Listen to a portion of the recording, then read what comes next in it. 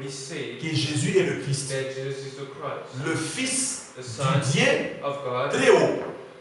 Est-ce que c'était une vérité? Oui, c'était une vérité. Jésus était le Christ, le Fils du Dieu très haut. Parce que Jésus avait été fait Dieu. Nous avons dit ça. Amen. Dieu l'avait fait Seigneur et Christ. Donc la réponse de Pierre à Jésus était une réponse correcte. Jésus a reconnu que Pierre avait donné une bonne réponse. Jésus a dit, tu es heureux, Simon, fils de Jonas. Car ce ne sont pas la chair et le sang qui t'ont révélé cela. Mais c'est mon Père qui est dans les cieux. Et je te dis, sur toi, Pierre, Branham dit Pierre là, c'était la révélation. Sur toi, sur cette révélation, je bâtirai mon église. L'église n'est pas bâtie sur les raisonnements. L'église est bâtie sur la révélation de la parole. Maintenant, verset 20, Jésus dit, alors, il recommanda aux disciples de ne dire à personne qu'il était le Christ. Jésus était le Christ. Mais pourquoi Jésus n'avait pas répondu, n'avait pas autorisé aux disciples de commencer à dire au monde que Jésus est le Christ pendant que Jésus était là? Parce que cela allait briser la parole de Dieu. On ne pouvait pas adorer Jésus pendant que Jésus était en scène. Jésus lui-même constituait un testament. C'est pourquoi on parle de l'Ancien Testament et du Nouveau Testament. Un testament, c'est quoi? Un testament.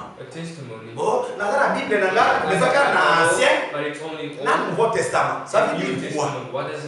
D'abord, un testament, c'est la volonté. C'est la volonté du défunt.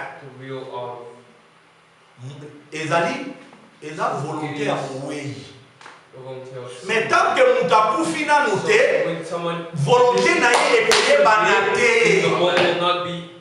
c'est ça un testament. Tel que je suis ici, si Dieu me bénit et que je commence à faire un peu de bien, je peux dire à mon avocat, voilà, si je ne suis pas là, ça c'est à mon épouse, ça c'est à mon fils, ça c'est à l'église, ça c'est à ma famille. Mais pendant que je vis, ni ma femme, ni mon fils, ni ma famille, ni l'église ne sont là. Son ami que non, son ami fait, Dieu n'a rien à l'église. C'est pas dire que mon bon maman n'est-ce pas?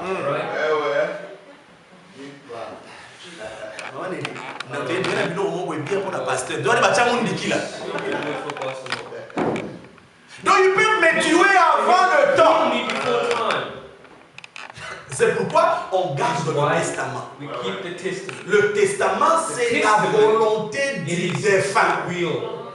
Mais pendant que le défunt n'est pas défunt, pendant qu'il vit, on ne peut pas publier son testament. Jésus était Christ. Et il a posé la question. Pierre a répondu à sa question correctement par l'inspiration du Saint-Esprit. Jésus a dit tu es le Christ. Et il a dit tu es heureux. Mais à la fin il dit ne dis à personne. C'est là où l'élément temps que nous avons voulu. J'ai lu Ecclésiaste, mais jusque-là je n'ai pas encore exploité ça. C'est là où l'élément temps intervient. L'élément temps est important dans la vie de croyant ou dans la parole de Dieu. Une vérité de Dieu n'est pas une vérité si elle est présentée avant son temps. Elle deviendra un mensonge impuni du diable. et une vérité de la parole de Dieu, si elle est présentée après son temps, c'est un mensonge. Laissez-moi vous dire, Jésus était la vérité, mais aujourd'hui, Jésus n'est plus la vérité.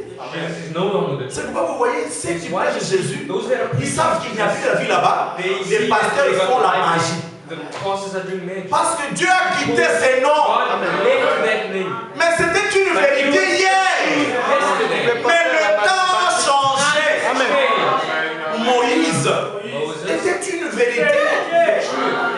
Mais on ne peut pas vous apporter Moïse comme étant la vérité aujourd'hui.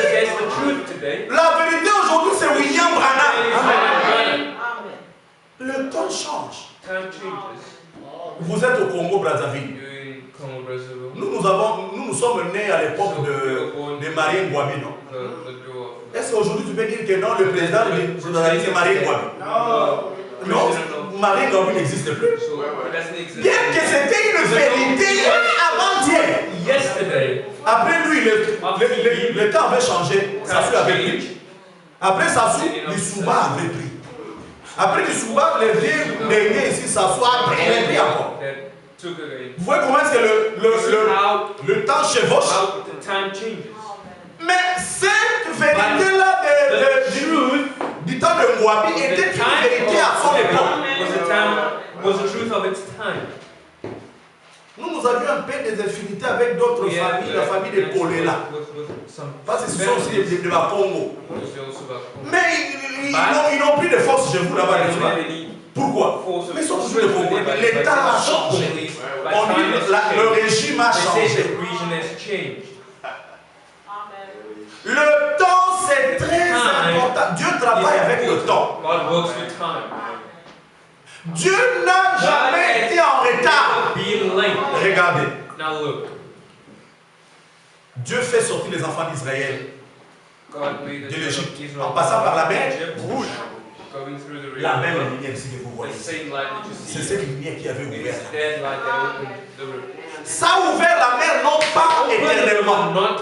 La mer a été scellée pour un temps afin de permettre aux enfants d'Israël de passer. La même mer rouge a sauvé Moïse et son groupe. Amen. Mais la même mer rouge a tué le groupe de Pharaon. Pourquoi? Parce que les soldats de Pharaon sont entrés là-bas en retard. Le temps est passé, Dieu s'est retiré la mer. C'est ça le problème. Amen. Le matin, lorsque nous étions encore de célibataires fiancés, il y avait des actes qu'on disait, vous ne pouvez pas faire ça, vous ne pouvez pas faire ça. Jusqu'au jour de votre mariage, n'est-ce pas? C'était quoi? C'était le matin. Mais quand le temps a évolué, vous êtes arrivé dans le mariage. C'est le pasteur qui vous autorise ici. Frère Joël et la sœur, embrassez-vous là. Et vous vous embrassez devant le pasteur, devant le parent. Et tout le monde fait comme ça. Mais avant le temps, toi tu peux faire ça. C'est scandaleux. Amen. Qu'est-ce qui fait ça? C'est l'élément de temps. Dieu travaille dans le temps. Vous voyez?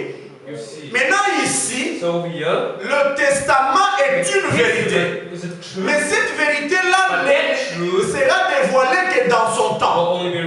C'est pourquoi nous avions commencé par lire Ézéchiel et Ecclésiaste. C'est là où je commence maintenant ma prédication que j'avais prévue. Parce que je suis allé là-bas pour un peu accommoder les visiteurs, pour qu'ils sentent que nous ne sommes pas des extraterrestres. Ce que nous prêchons, c'est dans la Bible. Ce ne sont pas des choses que nous ramassons ou nous créons dans la tête. Ok. Je vais parler pendant quelques minutes.